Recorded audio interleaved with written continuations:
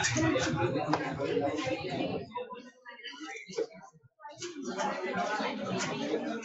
हम फर्टिलाइजेशन की बात करेंगे।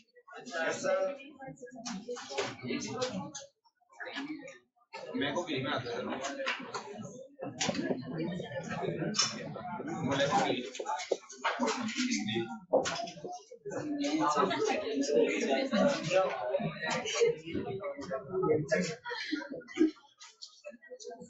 ये सब जूफिली के ही टाइप हो रहे हैं।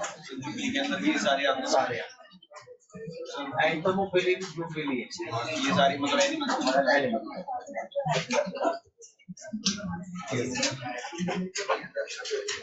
फर्टिलाइजेशन, पॉलन ग्रेन और एम्ब्रियो सेट दोनों मैच्योर फॉर्म में हमने बना दिए थे। आज पॉलन ग्रेन जब स्टिग्मा तक पहुंचा तो उसको हमने पॉलिनेशन के नाम से भी पुकार दिया, लेकिन स्टिग्मा के ऊपर आने के बाद स्टिग्मा को आपने लैंडिंग प्लेटफॉर्म के नाम से पुकारा। स्टिग्मा के ऊपर आने के बाद पॉलन ग्रेन और कार्पल, पॉलन और पिस्टिल में इंटरेक्शन शुरू हो जाता है। इसे आप पॉलन पिस्टिल इंटरेक्शन के नाम से पुकारते हैं। ये इंटरेक्शन इसलिए जरूरी है कि जो आया हुआ पॉलन ग्रेन है वो रॉन्ग है कि राइट है, क्योंकि नीम का पॉलन ग्रेन मैंगो के कार्पल पे भी गिर सकता है, मैंगो का पॉलन ग्रेन नीम के कार्पल पे भी गिर सकता है। क्या वो जर्मिनेशन करेगा? तो इस तरह से उसकी चेकिंग शुरू हो जाती है, उसका इन्वेस्टिगेशन शुरू हो जाता है, और इस तरह के इन्वेस्टिगेशन में सिर्फ स्टिग्मा नहीं, स्टाइल और ओवरी भी पार्ट करती है। जब तक पॉलन ट्यूब माइक्रोबाइल तक नहीं पहुंच जाती तब तक उसको पूरी तरह से चेक किया जाता है। सीधी बात है बेटा, फर्टिलाइजेशन के टाइम पर पॉलन पिस्टल इंटरेक्शन की शुरुआत हो चुकी है, और पॉलन पिस्टल इंटरेक्शन क्या होता है मैं फिर आपको रिपीट कर देता हूं। पॉलन पिस्टल इंटरेक्शन का मतलब होता है कि पॉलन ग्रेन का स्टिग्मा पर आने से लेकर पॉलन ग्रेन का जर्मिनेशन जब शुरू हो गया है तो स्टिग्मा से लेकर ओव्यूल तक उसका पहुंचना, पॉलन ग्रेन का पॉलन ट्यूब का पहुंचना, पॉलन ग्रेन तो ऊपर रह गया, पॉलन ट्यूब ग्रो करके जा रही है, तो ओव्यूल तक पहुंचना, यही किस नाम से पुकारा जाता है? पॉलन पिस्टल इंटरेक्शन के नाम से पुकारा जाता है। सबसे पहले शुरुआत करते हैं हम स्टिग्मा से, और जब स्टिग्मा के ऊपर पॉलन ग्रेन आ रहा है तो बच्चों यहाँ पर पॉलन ग्रेन को अब चेक किया जा रहा है, और यहाँ पॉलन ग्रेन जो यहाँ आया है वो पॉलन ग्रेन दो प्रकार का हो सकता है। एक तो यहाँ पर उसको आप कॉम्पेटिबल के नाम से पुकारेंगे, और कॉम्पेटिबल वो होता है जो कि राइट पॉलन ग्रेन है, और एक बेटा यहाँ पर इनकॉम्पेटिबल के नाम से पुकारेंगे। कॉम्पेटिबल उसको कहेंगे जो राइट पॉलन ग्रेन यहाँ पर आया है, और इनकॉम्पेटिबल उसको कहेंगे जो रॉन्ग पॉलन ग्रेन यहाँ पर आया है। ठीक बात है। इसका मतलब ये हुआ, जैसे मान लीजिए मैंने आपसे कहा कि ये यहाँ पर मैंगो कार्पल है, ये यहाँ पर मैंगो कार्पल है, तो यहाँ अगर इसके ऊपर नीम वाला पॉलन ग्रेन आया है तो ये किस नाम से पुकारा जाएगा? इनकॉम्पेटिबल। और अगर यहाँ मैंगो के ऊपर बच्चों यहाँ मैंगो का पॉलन ग्रेन आएगा तो उसको आप यहाँ पर किस नाम से पुकारेंगे? कॉम्पेटिबल। समझ में आ गया? तो रॉन्ग और राइट का मीनिंग एनसीईआरटी रॉन्ग और राइट पॉलन ग्रेन लिख रही है, इसका मतलब समझ जाना राइट पॉलन ग्रेन वही है जो उसी स्पीशीज से बिलोंग करता है, और इनफैक्ट स्टिग्मा के ऊपर जैसे ही पॉलन ग्रेन लैंड करता है तो केमिकल इंटरेक्शन शुरू हो जाते हैं, और पॉलन ग्रेन पॉलन और स्टिग्मा के बीच में डायलॉग शुरू हो जाता है। इसको केमिकल डायलॉग के नाम से पुकारते हैं। समझ पा रहे हो? yes, दोनों की बातचीत केमिकल की फॉर्म में हो रही है कि तुम किधर से आए हो।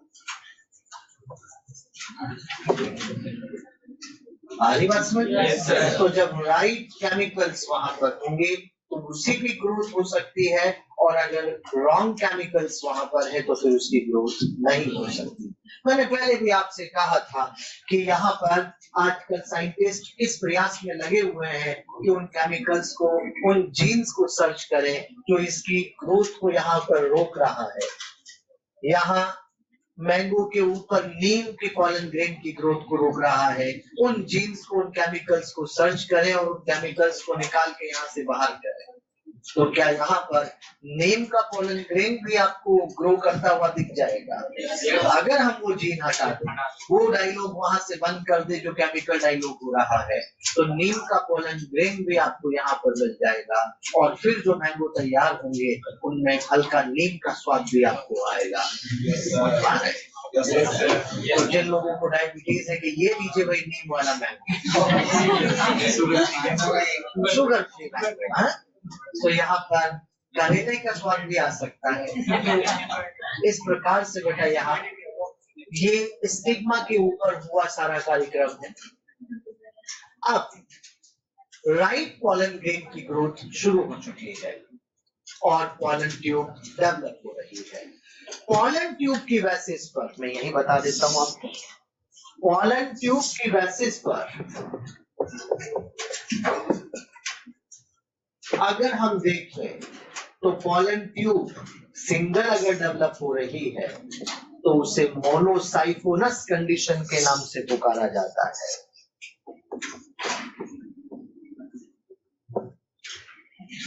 यहां सिंगल पॉलन ट्यूब डेवलप हो रही है।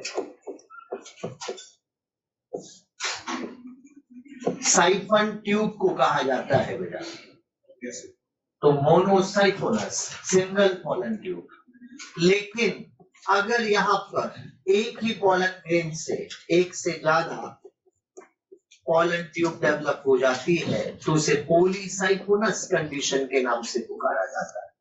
तो मोनोसाइफोनस भी हो सकता है, पॉलीसाइफोनस भी हो सकता है।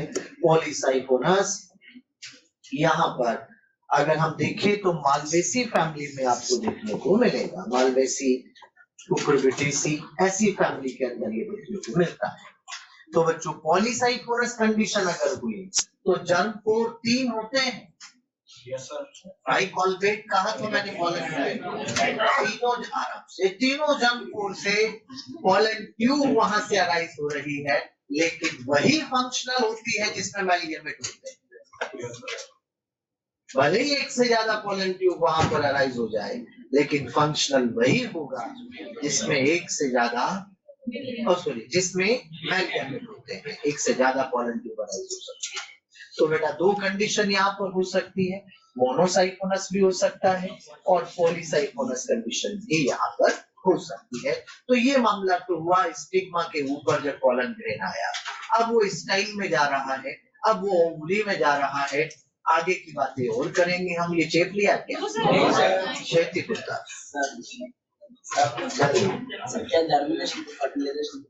नहीं, जर्मिनेशन का मतलब है पॉलन ग्रेन जैसे ही स्टिग्मा के ऊपर गिरता है तो वो पॉलन ट्यूब बनाना शुरू करता है।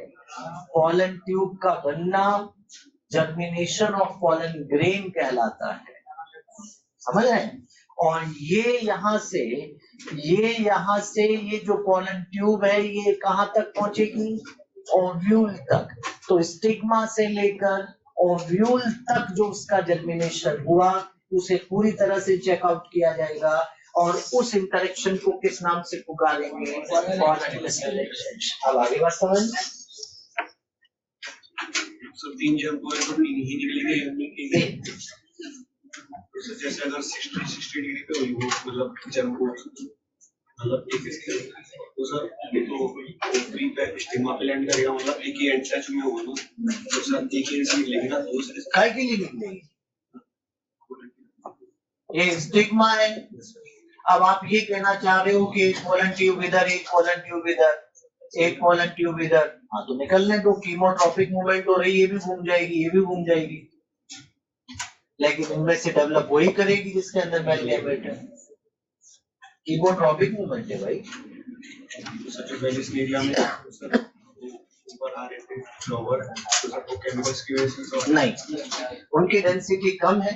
अब वो वाटर वेव्स के साथ फ्लो करेंगे, कितना ही केमिकल अट्रैक्ट करे, लेकिन वेव्स भी तो डिपेंड करती है। तो मतलब सिलिकॉन दस्ता फिर ऊपर आ रहा है, ऊपर आ रहा है, लेकिन जब उसके क्लोज कांटेक्ट में आ जाएंगे फिर केमिकल इंटरेक्शन होगा। ऐसे पोलर न्यूक्लियस ले दिया है पोलर न्यूक्लियस ले दिया पोलर न्यूक्लियस ले दिया पोलर न्यूक्लियस कहाँ? वेजिटेटिव सेल में जो है वेजिटेटिव सेल में तो ट्यूब न्यूक्लियस होता है, वो तो एक होगा जीरो से तीनों में। बेटा वही मैं कह रहा हूँ कि जिस पोलन ट्यूब के अंदर ट्यूब न्यूक्लियस आगे चला गया वही ग्रो करके आगे जाएगी, उसी में मेल गैमेट बनेंगे। सबके अंदर थोड़ी जाएगा ट्यूब न्यूक्लियस। बार बार यही कह रहा हूँ बेटा मैं आपसे।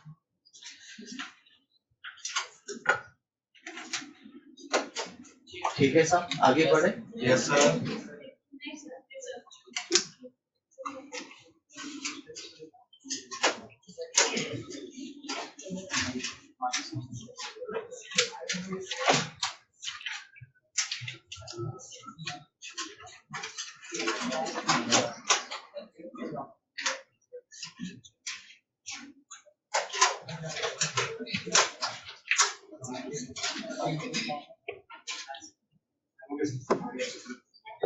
अब आते हैं हम स्टाइल पर।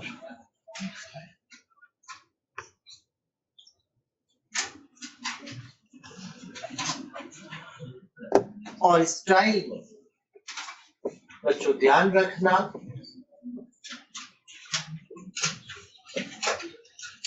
जब स्टाइल की बात करते हैं तो स्टाइल दो प्रकार से हो सकती है। कुछ ऐसे प्लांट है जिनकी स्टाइल सॉलिड होती है। सॉलिड का मतलब समझ में आ रहा है? टिश्यू है वो यहाँ पर भरे हुए टिश्यू है।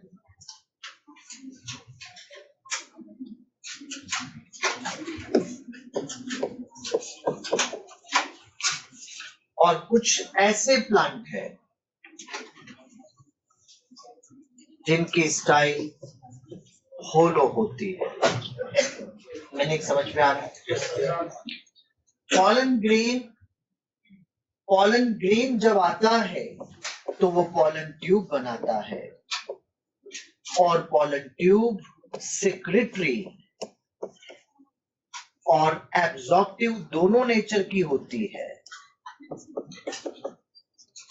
सेक्रेटरी मतलब कि यहां से सेलुलेज एंजाइम सिक्रीट हो रहा है, तो वो एक तो स्टिग्मा की वॉल को तोड़ेगा और साथ के साथ यहां से इसकी वॉल को भी तोड़ता हुआ आगे बढ़ेगा। और एब्जॉर्प्टिव नेचर की भी होती है। एब्जॉर्प्टिव का मतलब होता है कि वो आसपास की सेल से फूड एब्जॉर्प्शन करती हुई आगे बढ़ेगी, क्योंकि उसे ग्रो करने के लिए एनर्जी चाहिए। आ रही मेरी बात समझ में? तो ये सेक्रेटरी और एब्जॉर्प्टिव दोनों नेचर की है।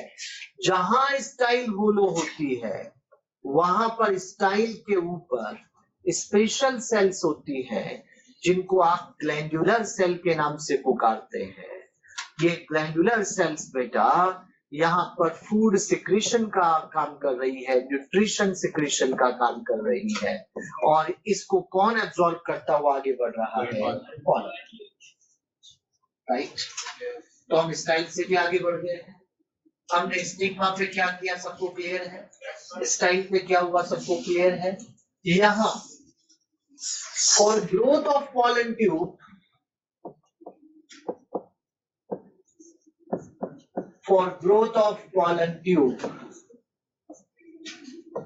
temperature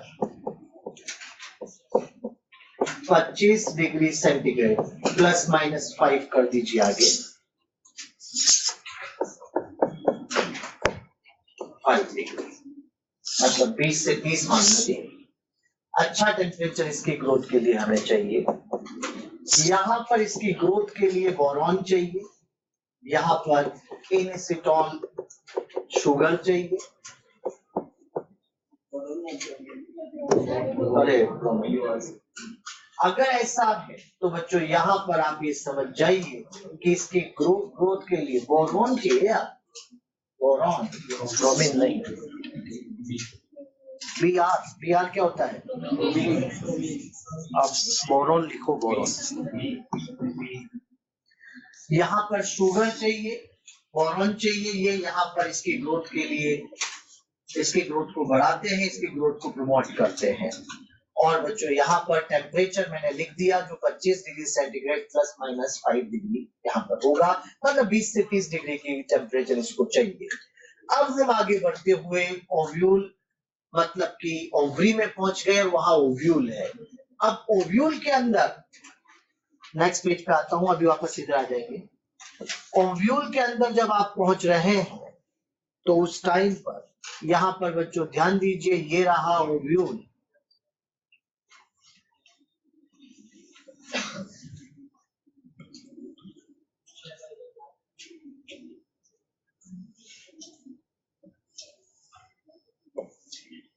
ये रहा ओव्यूल। अब यहाँ पॉलन ट्यूब आ रही है।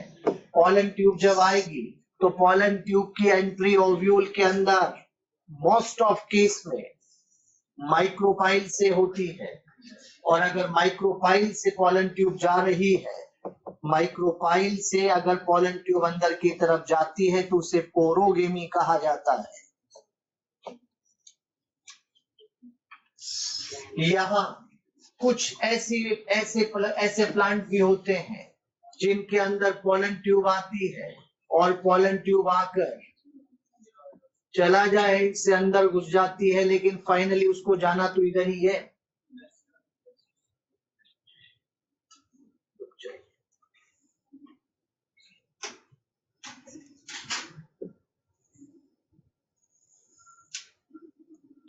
इस तरह से अगर वो चला जाए एंड से अंदर की तरफ जा रही है तो उसको आप यहाँ पर चलाजोगेमी,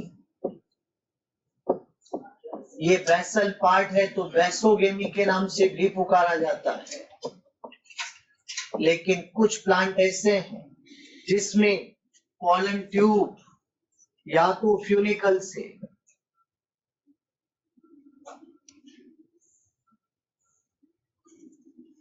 या फिर इंटेगुमेंट से अंदर की तरफ जाती है। ये कलर डिफरेंस से बनाइएगा बेटा, क्योंकि ये मिक्स हो जाएगा वरना यहाँ पर। तो यहाँ पर अगर ऐसा होता है कि इंटेगुमेंट या फ्यूनिकल से अंदर की तरफ एंटर करती है तो इसको आप यहाँ पर मीजोगेमी के नाम से पुकारते हैं। मीजोगेमी। तो ये यहाँ पर 3 तरह से इसकी एंट्री हो सकती है, ओरोगेमी, बैसो या चलाजोगेमी और मीजोगेमी। 3 तरह से पॉलन ट्यूब की एंट्री अंदर की तरफ हो सकती है। और अब यहाँ पर नेक्स्ट हम ये बात करेंगे, मोस्ट ऑफ प्लांट के अंदर ओरोगेमी ही देखने को मिलती है। मोस्ट ऑफ एंजियोस्पर्म यही होते हैं। तो आ जाओ फिर यहाँ पर पहले इसका प्रोसेस हम समझ लेते हैं, फिर नोट करना। यहाँ पर आराम से सब बच्चे बोर्ड पर ही देखते रहें।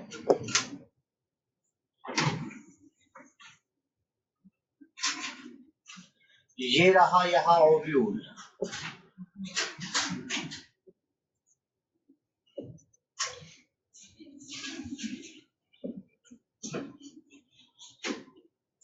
ये लीजिए, ये रहे यहाँ ऑब्टूरेटस।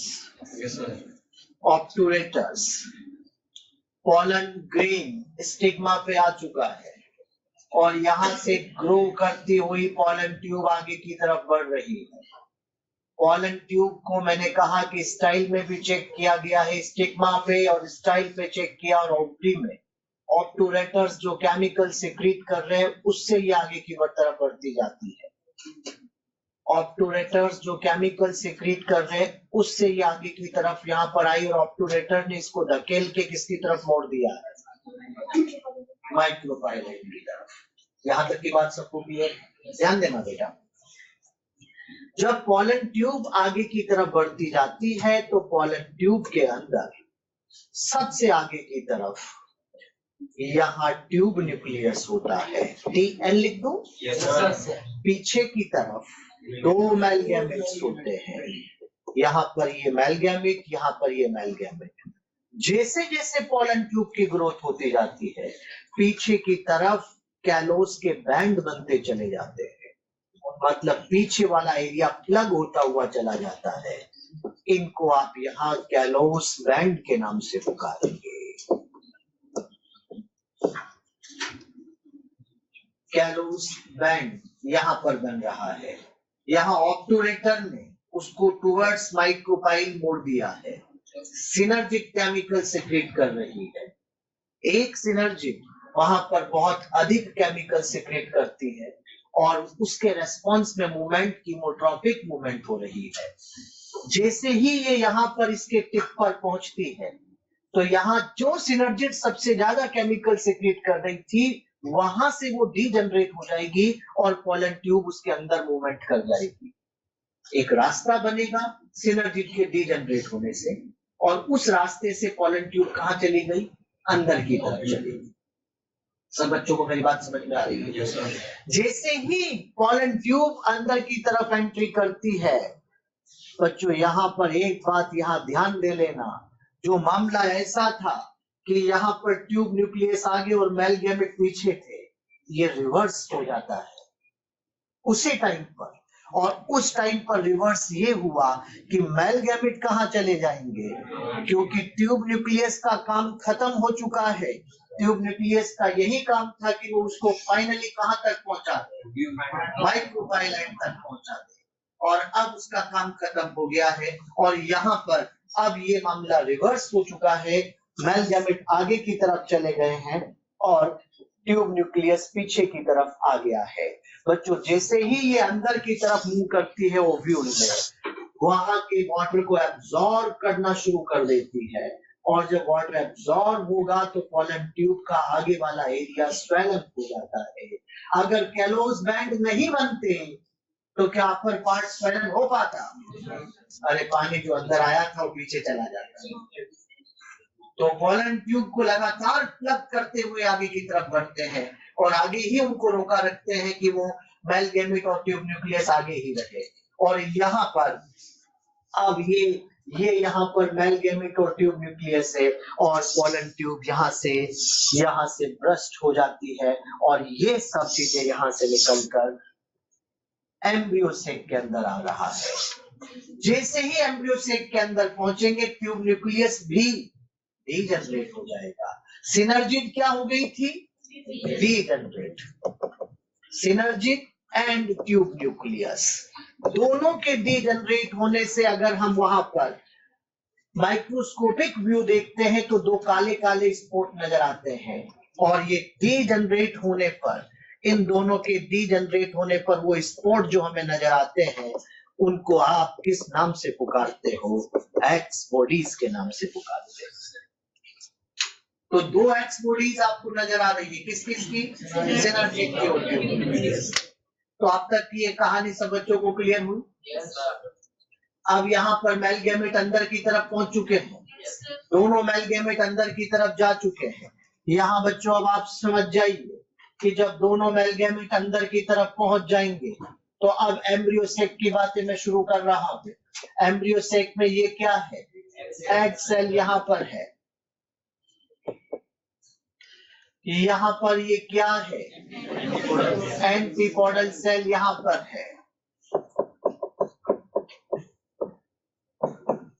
लेकिन जो पोलर न्यूक्लियाई थे वो अब फ्यूज हो गए हैं जस्ट बिफोर फर्टिलाइजेशन।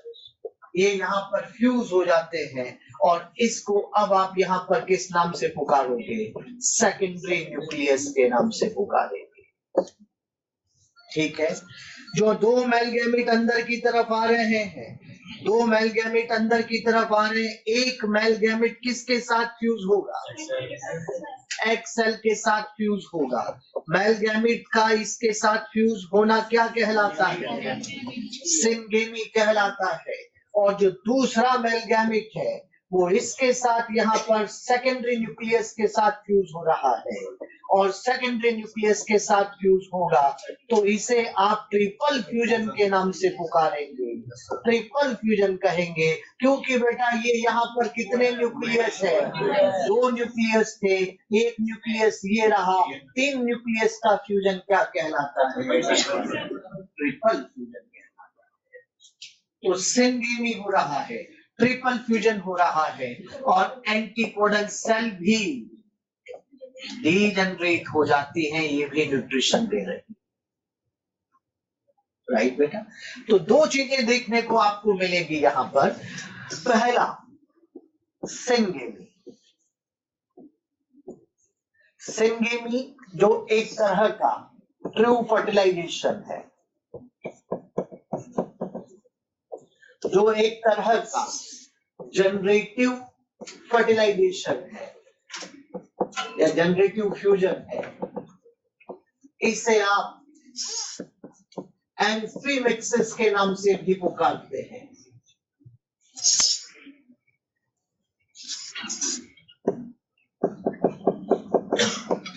और इसके अंदर सब बच्चों को ये क्लियर है कि कौन कौन सी सेल आपस में फ्यूज हुई है? Egg cell plus male gamete. बच्चों यहाँ ध्यान देना, एग सेल और मेल गैमेट फ्यूज हुई है, और यहाँ अब क्या तैयार हो गया है? जाइगोट। ठीक, यहाँ पर इस एग सेल को आप oosphere के नाम से भी पुकारते हैं, एग। और जब जाइगोट बनता है तो इमीडिएट डिवीजन ना करके पहले रेस्टिंग फेज में जाता है, क्योंकि पहले तो एंडोस्पर्म बनेगी।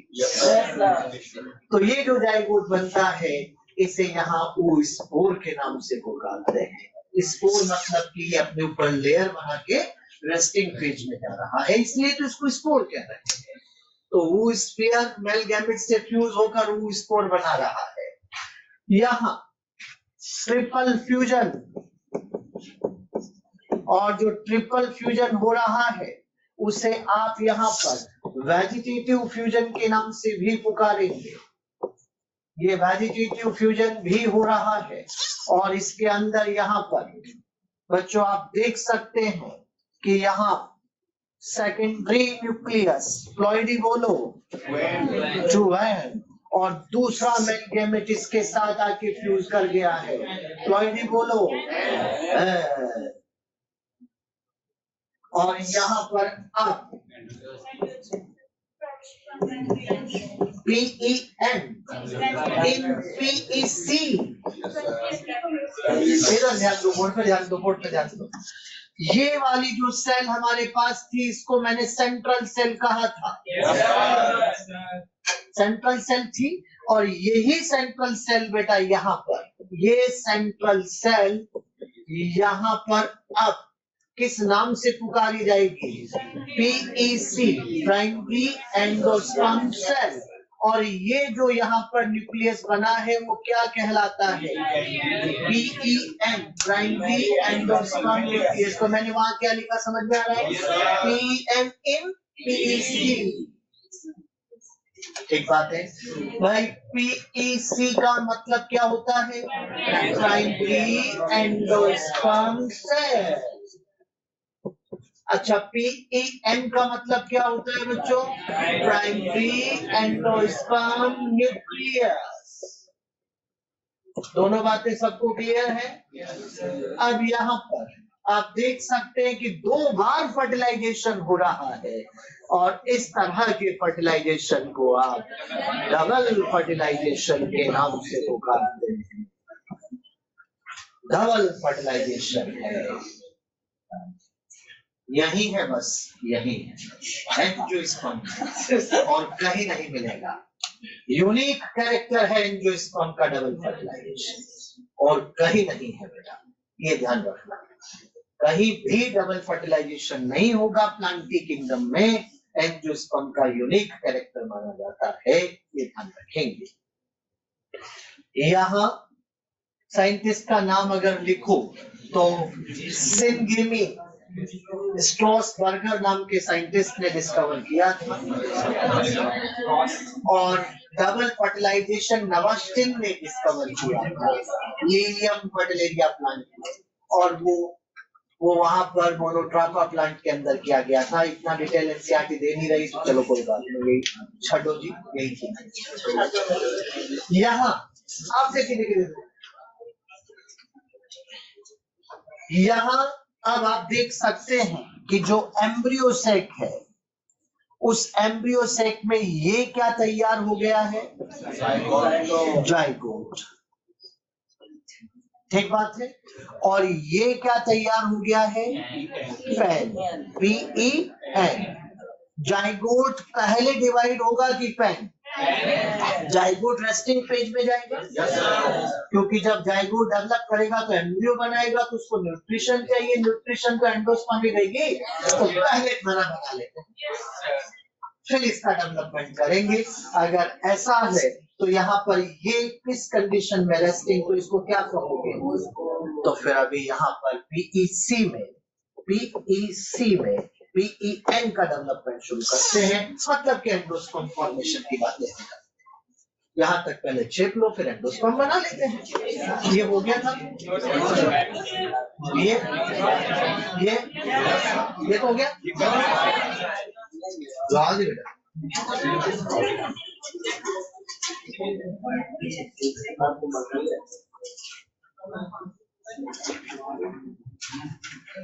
फूड की स्टडी जरूरी है सर, ग्लैंडुलर सेल्स को सीक्रेट करके हम किसके लिए, ग्लैंडुलर सीक्रेट करती पोलन ट्यूब के लिए। सॉलिड वाली में कौन कैसे होगा, क्यों सॉलिड वाली में मतलब कैसे सॉलिड तो ये सेल्स को तोड़ती हुई आगे बढ़ेगी, पास वाली सेल्स का न्यूट्रिशन लेती जाएगी। कौन सी सेल्स होती है, यहाँ पर वही पैरेंकाइमा सेल्स, इनको ट्रांसमिशन टिश्यू कहा जाता है। तो यहाँ पर इसको पैक कर रहे हैं,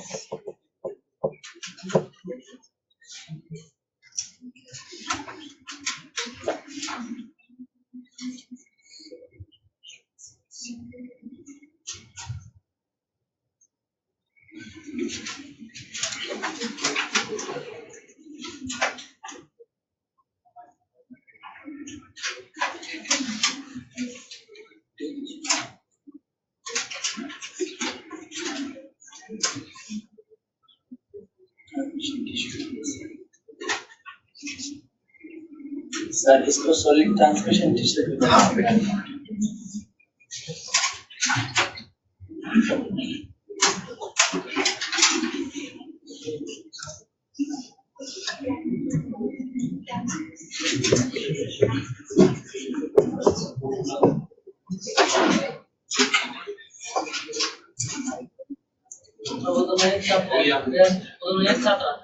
हाँ, पोलन ट्यूब का नेचर सेक्रेटरी भी है और एब्सॉर्प्टिव भी है। हाँ, क्या सॉलिड वाले में जाएगा तब भी दोनों काम करेगा, और इसमें भी दोनों काम करेगा। बेटा ये तो दीवार को पहली दीवार तोड़नी पड़ेगी।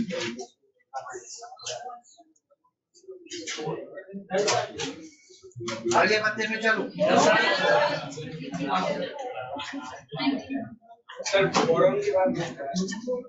इनिसिटॉल शुगर और मॉइस्चर,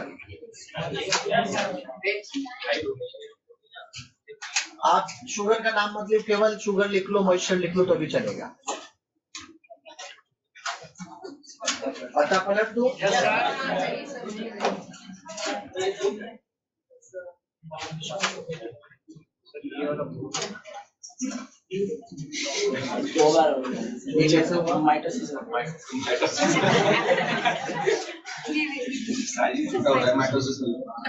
इसका प्लग का है टीवी का,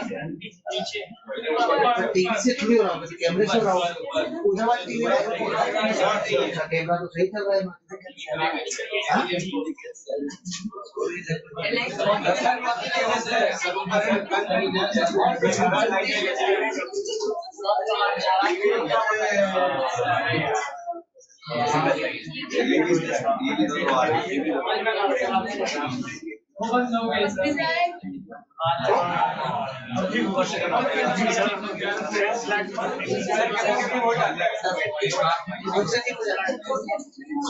अगली स्लाइड पे चलते हैं।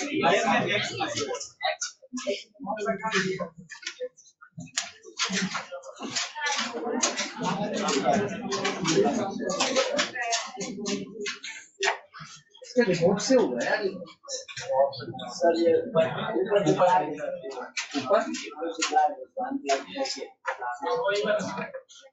बहुत दूर है यार।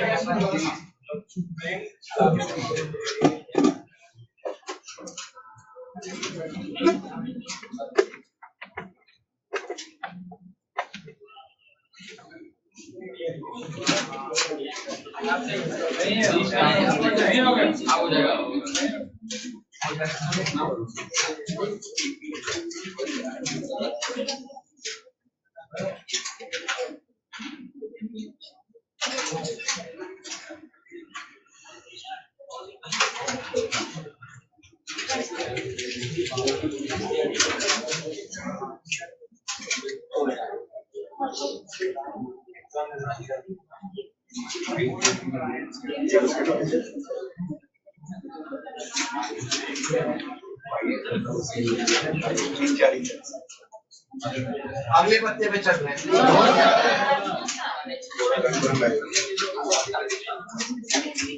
बहुत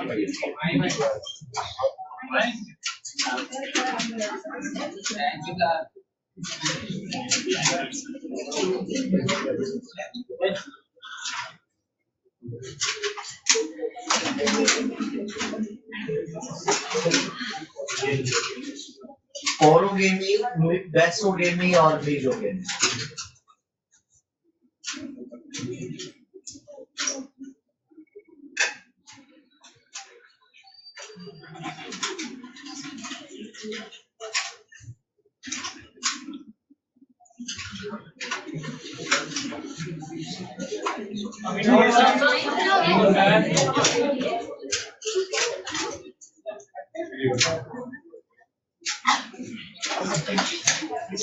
घनी देर लगी।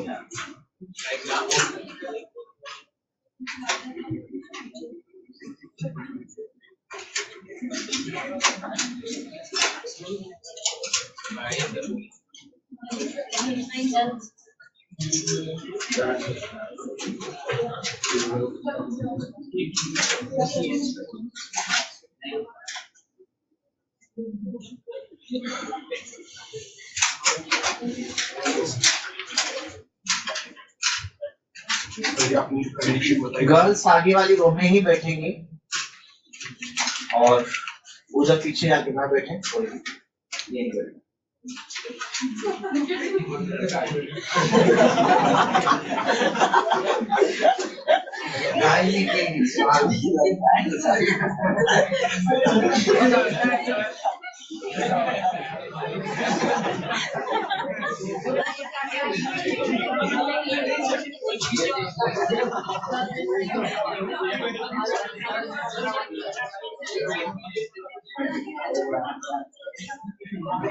अरे मैंने इसके बाद मैं तो ये कह रहा हूँ बेटा कि गर्ल्स यही बैठा कर पीछे नहीं बस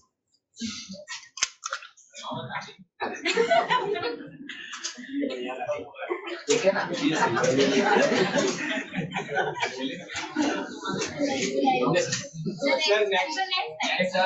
नेक्स्ट बेटा नेक्स्ट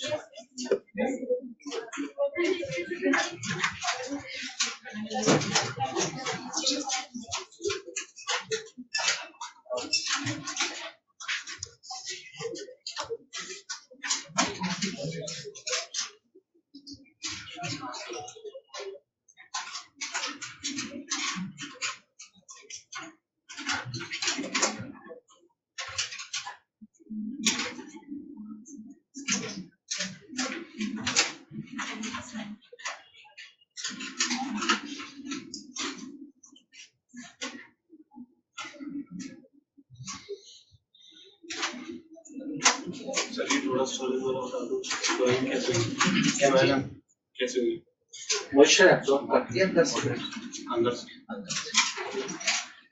स्वेलन हो जाएगी और फ्रंट पार्ट ही स्वेल करेगा क्योंकि पीछे तो कैलोस बैंड है सिंपल और एंडोस्मोसिस करेंगे आगे आगे आता है क्योंकि उसका काम खत्म हो गया है तो ट्यूब न्यूक्लियस का कोई रोल ही नहीं है तो ये कंडीशन रिवर्स देखने को मिलती है यहाँ ट्यूब न्यूक्लियस ने पोलन ट्यूब को पहुंचा दिया वहां तक लेकिन अब वो रिवर्ट हो जाएगा मेल यूनिट आगे आ जाएंगे ट्यूब न्यूक्लियस बीच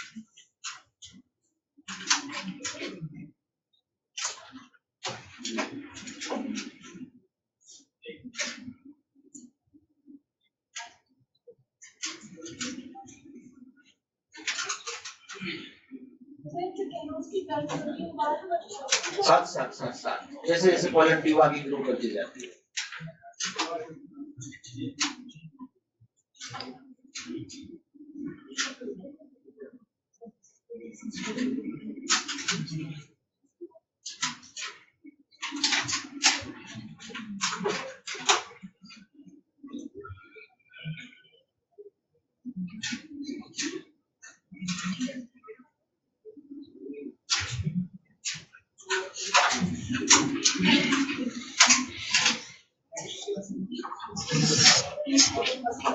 अगली स्लाइड पे चल रहा है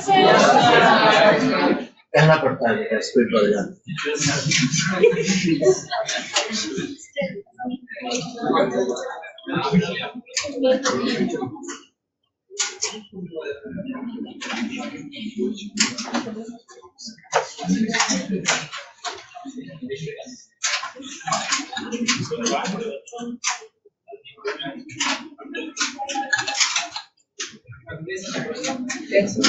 नेक्स्ट अरे बिना लिखे बोल देते हो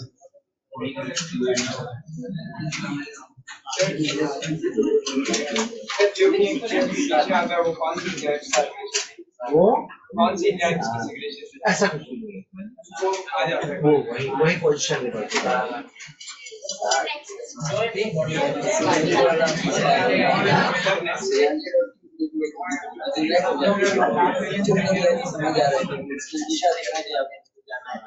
सिनर्जी का क्या काम है उसका भी एक काम था कि केमिकल सेग्रीगेट करके बाहर निकालना सर यहाँ सिनर्जी लगता है जैसे कि हमको दिख रहा है कि मेरी इमेज जो है किसमें सिनर्जी जिसका पोलन ट्यूब में थोड़ी होती है एम्ब्रियोसाइट ट्यूब की एक सेल के आसपास क्या है फिर हो गया सर आपको हो जाएगा हो गया सर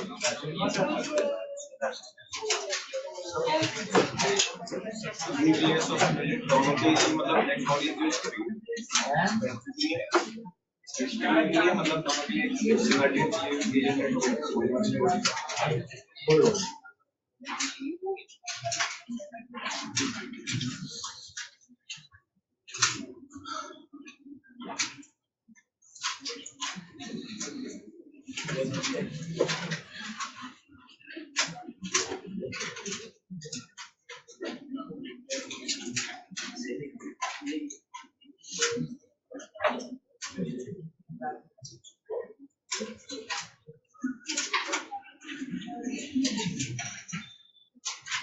अब PEN 3N हो चुका है।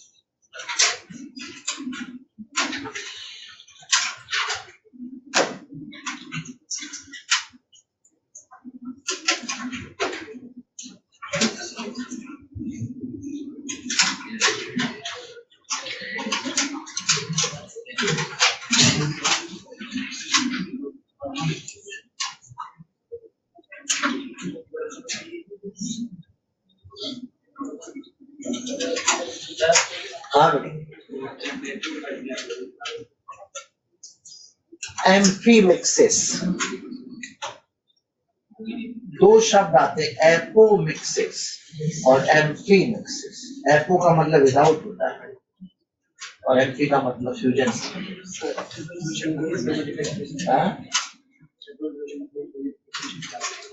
ट्रिपल फ्यूजन, क्योंकि वेजिटेटिव फ्यूजन इसलिए कहा क्योंकि ये कोई एम्ब्रियो थोड़ी बना रहा है, इससे एंडोस्पर्म बनेगी।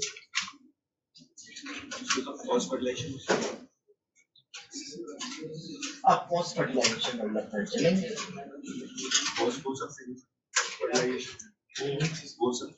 किसको? नहीं, साथ ही तो हुआ है सब। वेजिटेटिव का मतलब है बेटा कि एम्ब्रियो नहीं बनाएगा, और जनरेटिव फ्यूजन वो है जो कि एम्ब्रियो बनाएगा। oosphere एग को कहा है और वो फ्यूज करके जाइगोट oospore बनाएगा।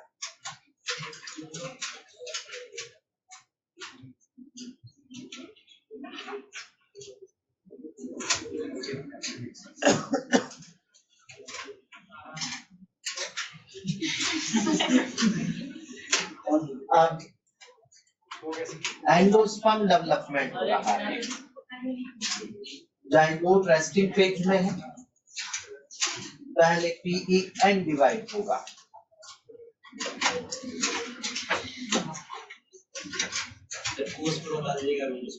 है बेटा, एग सेल को ही oosphere कहा है क्योंकि वो फ्यूज होकर oospore बनाएगा। अब oospore का मीनिंग क्या है? वो स्पोर मतलब कि रेस्टिंग फेज में चला गया है। पहले जाइगोट डिवाइड नहीं होता, पहले PEC में डिवीजन होंगे, PEN में डिवीजन, इसलिए उसको स्पोर टर्म दी जा रही है।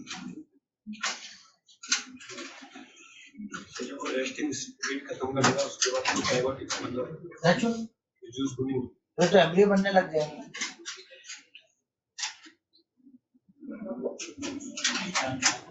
चले भाई आगे। एंडोस्पर्म डेवलपमेंट की बात करते हैं, एंडोस्पर्म फॉर्मेशन की बात करते हैं। यहाँ एंडोस्पर्म फर्टिलाइजेशन के बाद बन रही है, जिम्नोस्पर्म के एंडोस्पर्म फर्टिलाइजेशन से पहले बनती है। वहां एंडोस्पर्म की प्लॉइडी एंड होती है और यहाँ एंडोस्पर्म की प्लॉइडी प्री एंड होती है।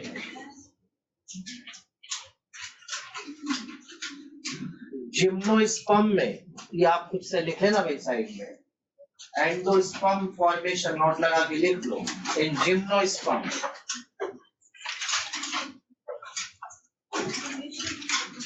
Endosperm formation before fertilisation.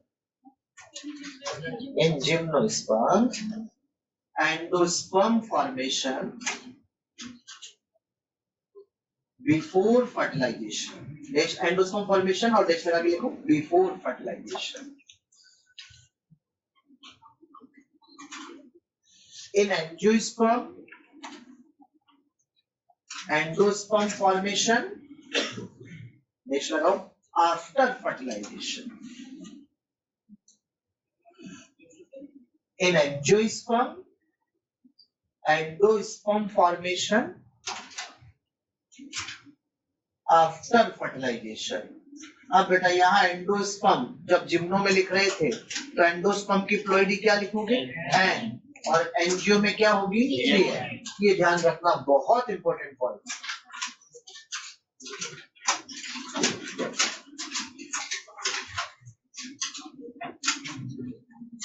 एक बात और मैं साथ में बता देता हूं, जिम्नोस्पर्म में एंडोस्पर्म बनती है, प्लॉइडी क्या बोली?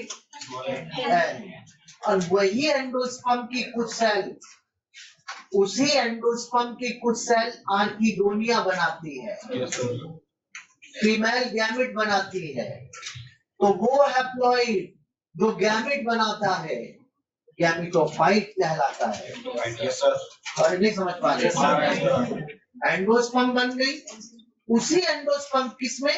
जिम्नो में। एंडोस्पर्म बन गई पहले, उसी एंडोस्पर्म की कुछ सेल ने क्या बनाई? आर्किगोनिया। आर्किगोनिया में फीमेल गैमेट बना, तो हैप्लॉइड ने गैमेट बनाया, तो उसे क्या कहोगे? गैमेटोफाइट। बेटा जिम्नोस्पर्म की एंडोस्पर्म को फीमेल गैमेटोफाइट कहते हैं।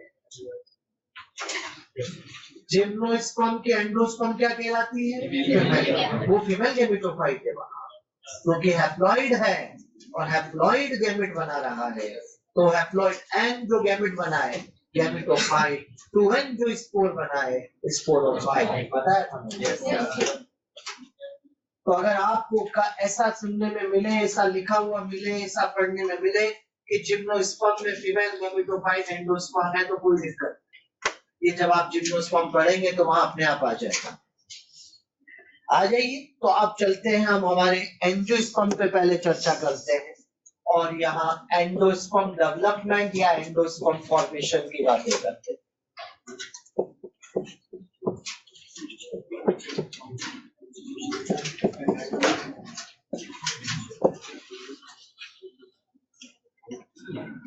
देखो बेटा, सब बच्चे बोल करेंगे, ये मामला तैयार हो चुका है।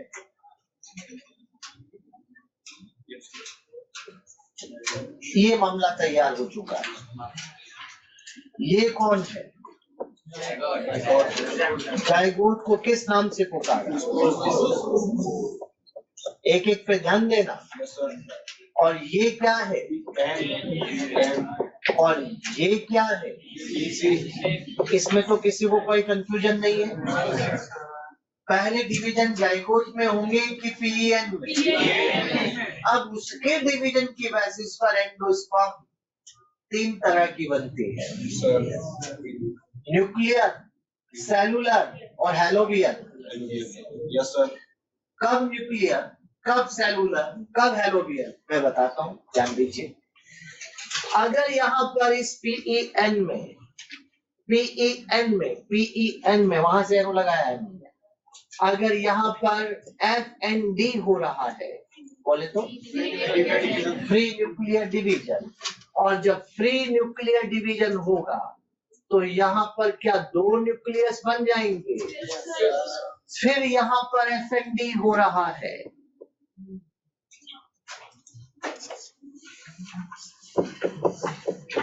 और कई सारे न्यूक्लियस बनते हैं, बीच में एक वैक्यूल तैयार हो जाती है, बीच में एक वैक्यूल तैयार हो जाती है जिसके आसपास ये सारे न्यूक्लियस आ जाते हैं, सारे न्यूक्लियस सारे। इस प्रकार से बनी हुई एंडोस्पर्म को किस नाम से पुकारोगे? न्यूक्लियर एंडोस्पर्म के नाम से पुकारेंगे। न्यूक्लियर एंडोस्पर्म तैयार हो रही है, न्यूक्लियर एंडोस्पर्म बन रही है। बच्चों यहाँ पर ये तो पहला केस हो गया जिसमें FND हुआ, FND फिर FND को आगे फॉलो कर रहा है, बीच में वैक्यूल आई और उसके चारों तरफ सारे न्यूक्लियस से। इस तरह की एंडोस्पर्म को आप न्यूक्लियर एंडोस्पर्म के नाम से पुकारेंगे। अब आगे चलिए, दूसरा यहाँ पर आता है कि इसके अंदर माइटोसिस हो जाए,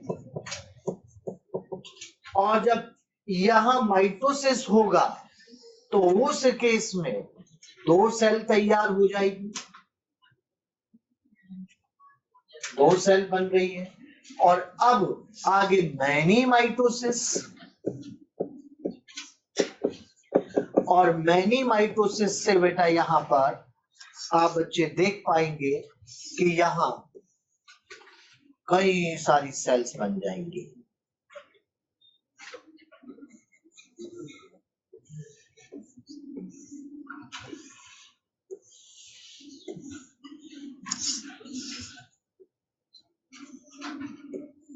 ये देखिए, और इस तरह के एंडोस्पर्म को आप क्या कहेंगे? सेलुलर एंडोस्पर्म, राइट बेटा। अब यहां पर तीसरा केस आता है साहब, उसको भी देखिएगा। तीसरे केस में आप बच्चे देख पा रहे हैं कि यहां अनइक्वल माइटोसिस हो जाता है, और अनइक्वल माइटोसिस में एक छोटी और एक बड़ी सेल बनती है। दोनों सेल में FND होता है, फ्री न्यूक्लियर डिवीजन, और फ्री न्यूक्लियर डिवीजन से यहां पर न्यूक्लियस,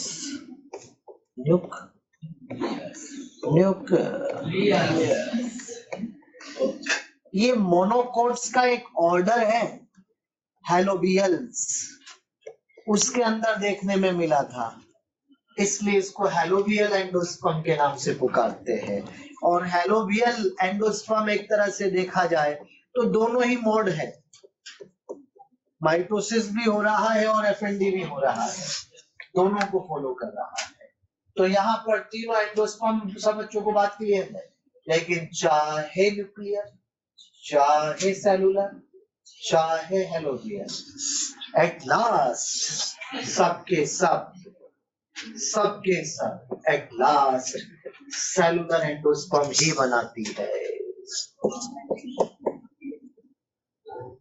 क्योंकि आप तो जानते हैं कि FND भी लास्ट में साइटोकाइनेसिस को फॉलो करता है, इमीडिएट नहीं करता, लास्ट में साइटोकाइनेसिस को फॉलो करेगा। तो सारी की सारी एंडोस्पर्म किस में कन्वर्ट हो जाती है, लेकिन इनिशियल डेवलपमेंट की बेसिस पर आप समझ जाते हैं कि कौन न्यूक्लियर है, कौन सेलुलर है और कौन हेलोबियल है। इनफैक्ट देखें तो पहला ही डिवीजन डिसाइड कर देता है, पहला FND हो रहा है, कौन सी एंडोस्पर्म बनेगी? पहला इक्वल माइटोसिस है, अनइक्वल है, बस पहला ही डिवीजन डिसाइड कर देता है कि कौन से एंडोस्पर्म आगे चलकर बनने वाली है। कोई दिक्कत? तो बेटा यहाँ पर आपको तीनों तरह के एंडोस्पर्म देखने को मिलती है। बच्चों, कोकोनट की अगर बात करते हैं तो कोकोनट में जो व्हाइट एडिबल पार्ट होता है उसे आप कर्नल कहते हैं। कर्नल ये सेलुलर एंडोस्पर्म है।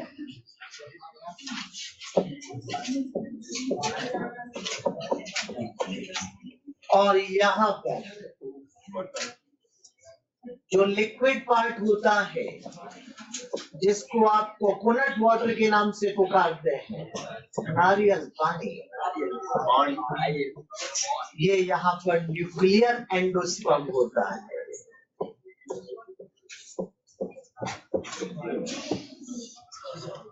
यहाँ इस नारियल पानी में अगर आप देखते हैं तो साइटोकाइनिन और K+ आयन रिच होता है। जिसमें आयोनिक इम्बैलेंस होता है उनको कहते हैं नारियल पानी पीजिए आप। समझ पा रहे हैं आप? कुछ विशेष परिस्थितियों में बीमारी में भी कहा जाता है, जिनका नाम हम क्लास में नहीं ले सकते। तो यहाँ पर नारियल पानी पीने की एडवाइस की जाती है। और हाँ, आयोनिक इम्बैलेंस में तो होता ही है। बेचारे बुजुर्ग लोग होते हैं, वो एक टाइम के बाद बहकी बहकी बातें करने लगते हैं, हो जाता है ना। तो वो ज्यादातर उसका कारण आयोनिक इम्बैलेंस माना जाता है, आयोनिक इम्बैलेंस हो रहा है। तो ये नारियल पानी पिलाइए।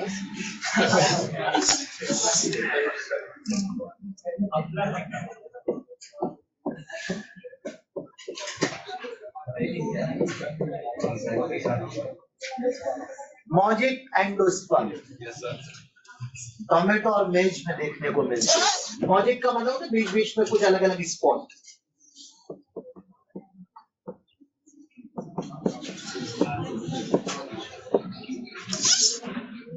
यहाँ चलो स्टार्ची एंडोस्पर्म,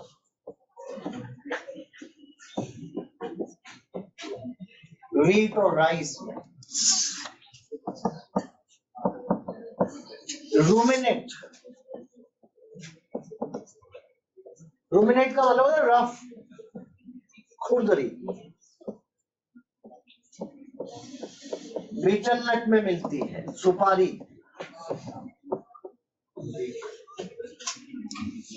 सुपारी गोल सुपारी नहीं आती।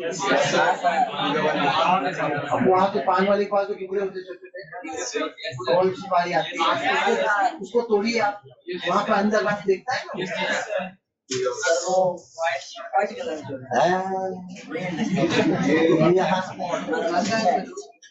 सुपारी की जानकारी रखता है वाला। अच्छा, सुपारी का बागीचा है। ऑयली एंडोस्पर्म, कैस्टर और कोकोनट में।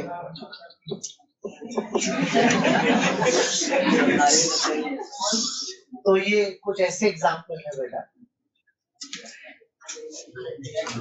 कुछ फैमिलीज ऐसी हैं जैसे ट्राफाएसी, ऑर्किडेसी,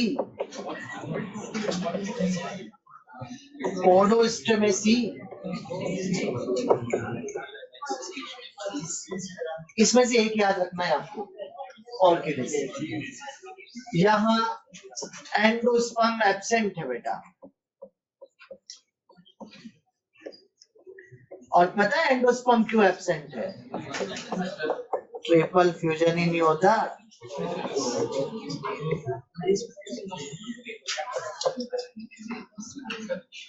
इन्हें टॉप फैमिलीज कहा जाता है क्योंकि ये टॉप है बेटा।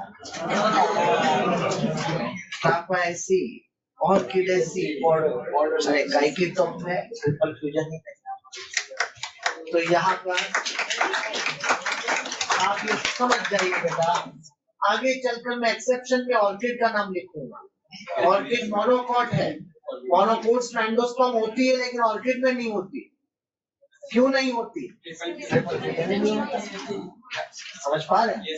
तो ये बात है, ऑर्किड के लिए जरूर याद रखना। एनसीईआरटी एग्जांपल है, आगे आएगा। तो एंडोस्पर्म तैयार, तो जाइगोट का डेवलपमेंट शुरू कर देते हैं।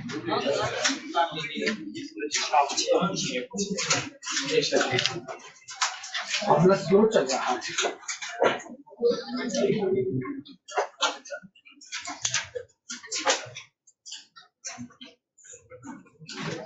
न्यूक्लियर डिवीजन में सेल वॉल नहीं होती, न्यूक्लियर डिवीजन साइटोकाइनेसिस नहीं होती, न्यूक्लियर डिवीजन में साइटोकाइनेसिस, बल्कि होती है एंड में भी। लेकिन free nuclear division immediate cytokinesis follow नहीं करता, लेकिन एंड में साइटोकाइनेसिस होता है। तो मजा ये बड़ा बता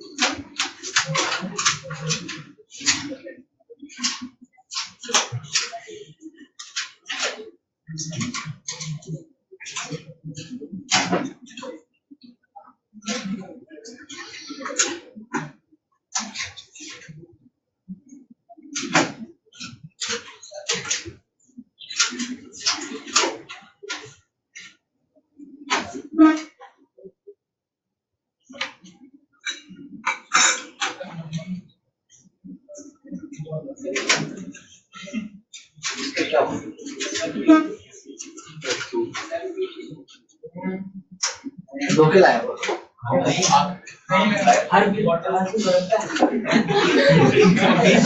क्या शक डाल देते हैं।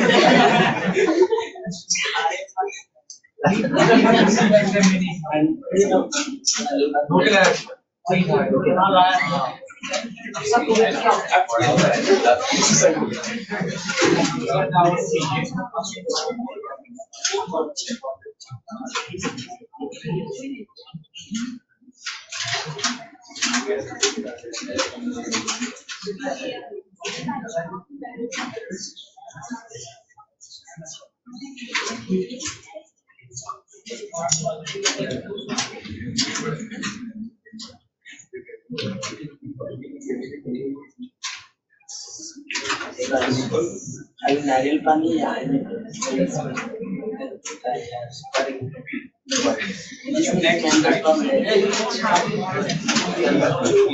प्लस स्विच हुआ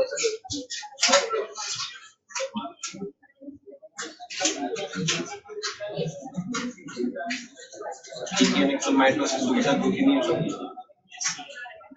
दो तीन माइटोसिस में एक बार होगी, अधिकतर माइटोसिस हाँ एक बार ही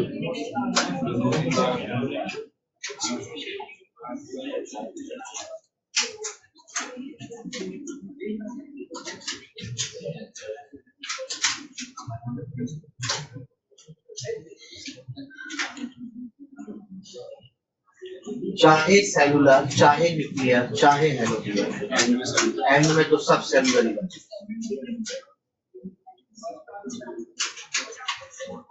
अगले पत्ते पे चलिए।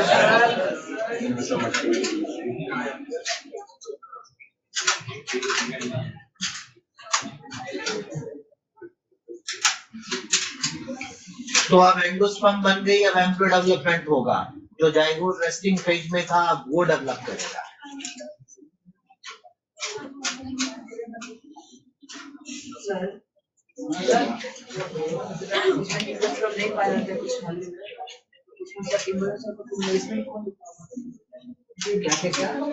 न्यूट्रिशन कौन प्रोवाइड करता है? न्यूट्रिशन जो एंटीकोडल सेल रीजनरेटिविटी आसपास न्यूक्लियस भी तो है, तो न्यूक्लियस का न्यूट्रिशन को पहुंचेगा।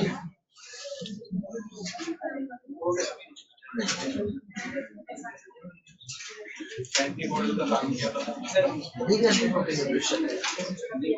ट्रीटमेंट को काम करेगा मतलब मैं क्या काम करें एंडोस्कोप न्यूट्रिशन प्रोवाइड करता हूं इनका क्या काम करता है एंटीकोडल सेल का भी एक काम है फाइनल को रीजनरेट हम तो जब डिवीजन हो रहे थे तो सिनर्जी को साथ ही बने माइटोसिस कितने करा था 2 माइटोसिस से सारा डिवीजन का नहीं हो पाता आगे ओके सर जल्दी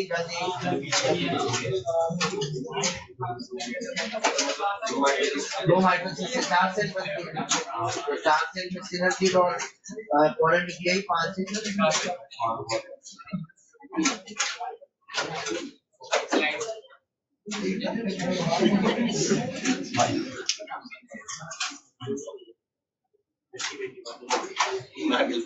तुरंत आंसर दीजिए, क्वेश्चन आ गया है। How many gametes take part in triple fusion?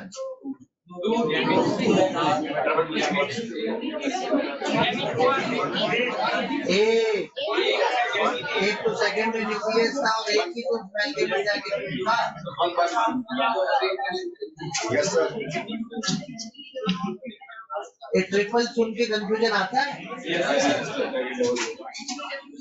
How many gametes take part in syngamy? दो, एक फीमेल गैमेट है।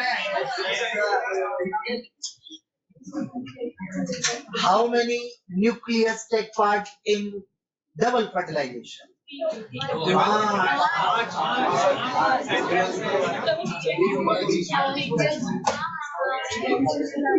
शक्ल कितने हो जाते हैं बच्चे?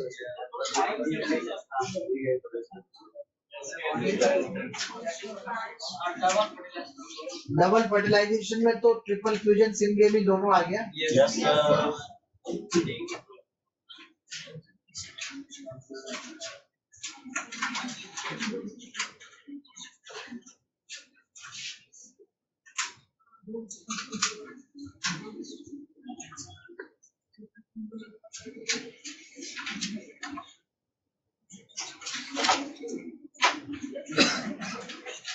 तो ट्रिपल फ्यूजन में कितने गैमेट आए? ट्रिपल फ्यूजन में कितने न्यूक्लियस आए? सिंगेमी में कितने गैमेट आए? कितने न्यूक्लियस आए? डबल फर्टिलाइजेशन में कितने न्यूक्लियस आए?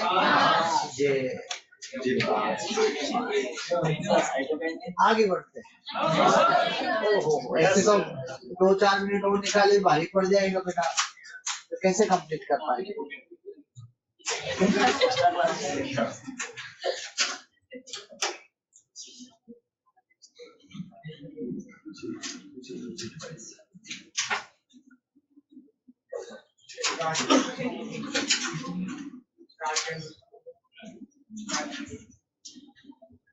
स्टार्च का मतलब स्टार्च जहां पर ज्यादा है बेटा।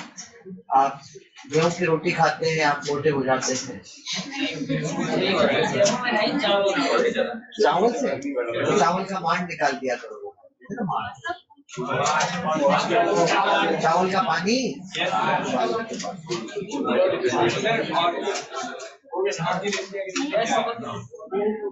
आगे बढ़ते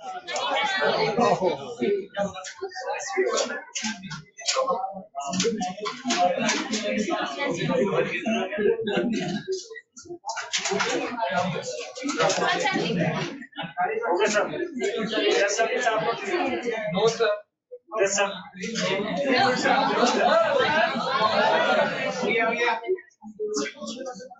डाला कि ना सॉल्व?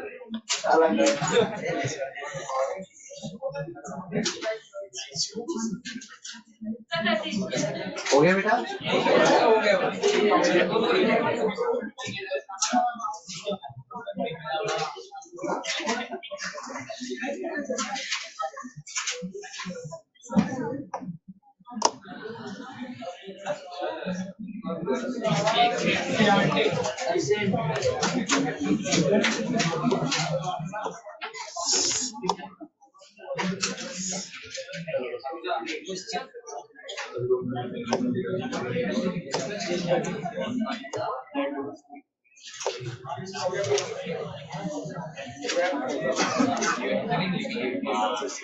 क्वेश्चन करो साहब, क्वेश्चन करो। If 100 pollen mother cell, the microspore mother cells are present in each microsporangium of Tetradynamous flower of Capsella, then how many pollen grains will be produced by this flower?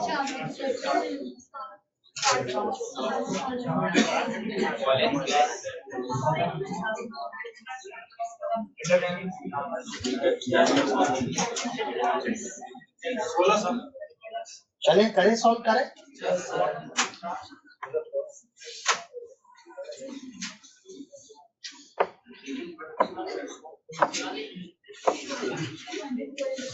यही है,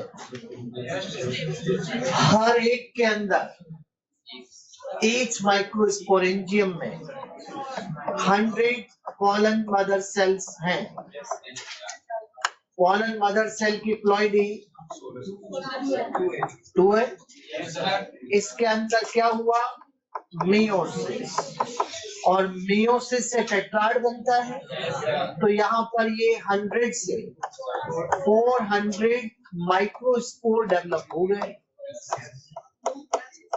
microspore को ही मैं क्या कहूंगा? सही बात है। तो यहाँ पर एक में 400 है, तो 4 में कितने आगे बेटा? 1600 पॉलन ग्रेन बन रहे हैं, लेकिन ये आपका आंसर नहीं है। मैंने यहाँ लिख के दिया है कि टेट्राडाइनमस फ्लावर है क्रूसीफेरी फैमिली के अंदर। टेट्राडाइनमस का मतलब होता है कि वहां पर 2+4 अरेंजमेंट होता है, मतलब कि वहां पर 6 स्टेमन होते हैं। टेट्राडाई 4 और 2 6 होते हैं। टेट्राडाई दोनों शब्द है ना उसमें, तो कितने स्टेमन हो गए? 6। अब अगर ऐसा है तो एक में 1600 है, तो 6 में कितने वो निकालो। ये आपका आंसर है।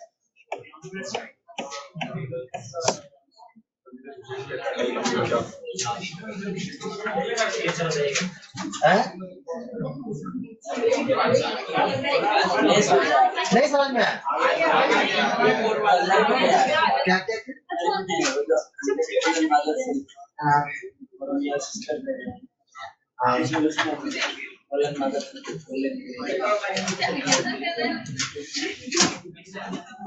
पॉलन मदर सेल की प्लॉइडी बोलो। एक पॉलन मदर सेल मियोसिस करके कितने बनाती है? तो 100 से कितने बनेंगे? 400 माइक्रोस्पोर बन गए। अब जाओ, एक में 400 है, तो ये कितने? 1 2 3 4 1600 है। ये तो क्लियर है। आ जाए टेट्राडाइनमस फ्लावर। जो टेट्राडाइनमस फ्लावर होता है,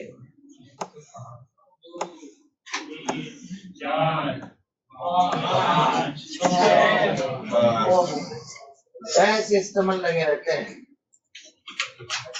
और अगर ऐसा स्टेमन लगा हुआ है तो उस केस में बेटा समझ जाएगी कि टोटल कितने हैं? 6। तो एक में थे 1600, तो ये तो एक ही स्टेमन है। Yes sir.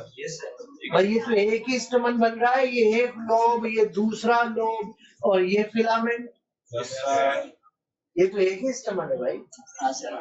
ऐसे 6 हैं, तो एक में 1600, तो 6 में 9600, मतलब 9600। तो ये आपका आंसर होगा बेटा। अब तो समझ गए बात?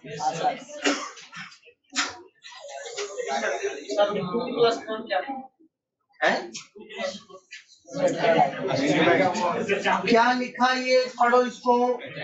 टेट्रा और डाई। टेट्रा डाई मतलब 4 और 2। 2+4 का अरेंजमेंट होता है यहाँ पर। 2 छोटे बाहर 4 बड़े अंदर। देख लो मैंने बनाया ऐसे, 2 छोटे बाहर 4 बड़े अंदर। ये क्रूसीफेरी फैमिली में पढ़ा होगा आपने यार।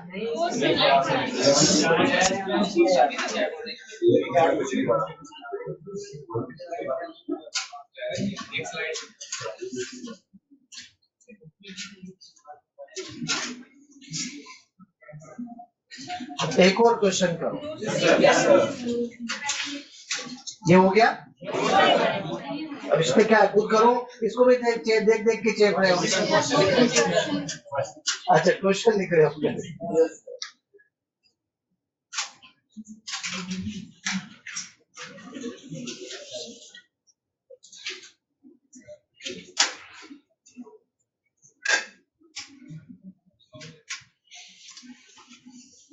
आगे बढ़ते हैं।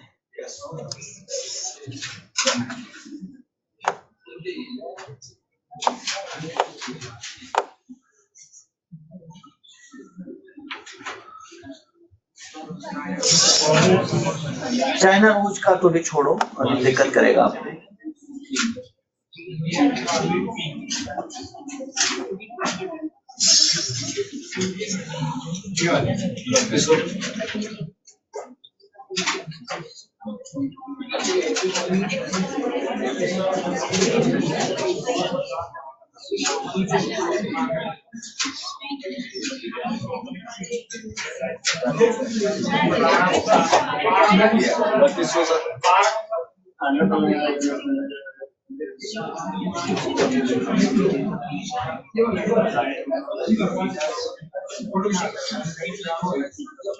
कितने हैं एक के अंदर?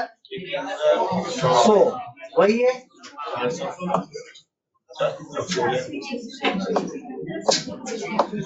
तो एक में कितना? 400। तो 400 मल्टीप्लाई 4 1600। किसकी बात हो रही है? स्वीट पी कौन सी फैमिली में आती है? लेग्यूमिनेसी। लेग्यूमिनेसी में 9 + 1 10 स्टेमन होते हैं।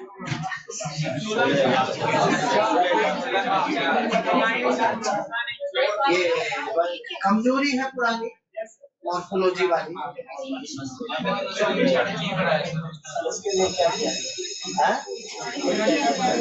मॉर्फोलॉजी पढ़ोगे तो फैमिलीज पढ़ना, ये 4-5 फैमिली तो पढ़नी ही पड़ेगी। क्रूसीफेरी है, लेग्यूमिनेसी है, लीलियेसी है, मालवेसी है, ये तो आपको पढ़ना ही पड़ेगा। पोएसी है।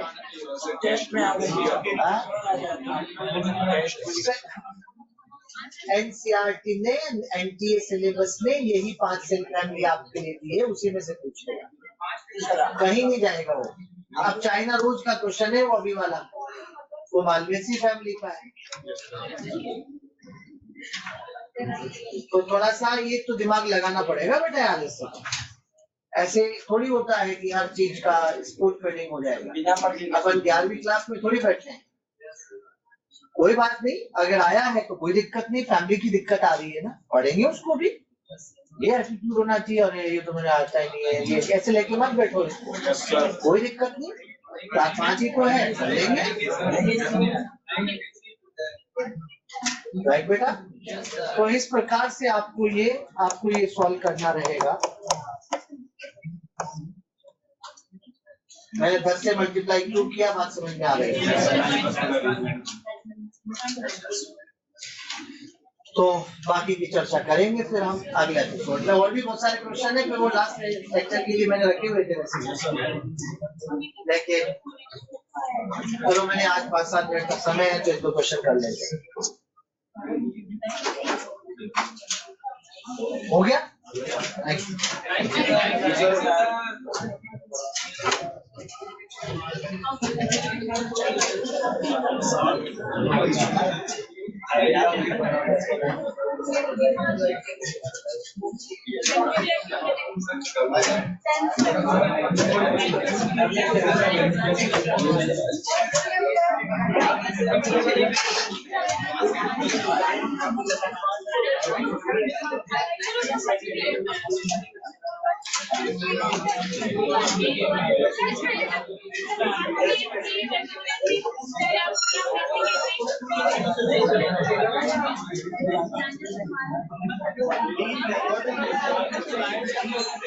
Thank